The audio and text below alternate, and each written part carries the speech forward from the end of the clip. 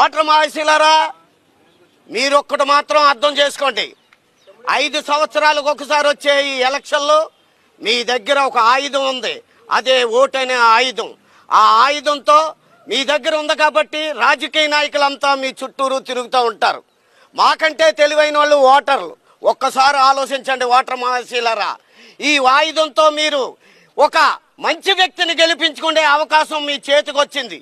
కూటమి ఏపీకి రావడం మనం చేసుకున్న అదృష్టం. అభివృద్ధికి మూలం చంద్రబాబు నాయుడు గారు.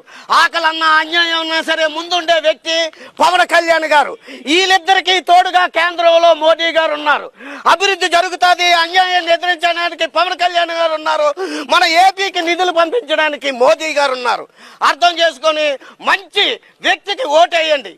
మీకు ఒకటే చెప్తున్నాను ఓటర్ మహాశీలారా, ఇంటి ముందు తులసి కోట ఉండాలి, ఈ సైన్యంలో దేవుడు ఉండాలి, ఆగ్నేయంలో అగ్గి ఉండాలి.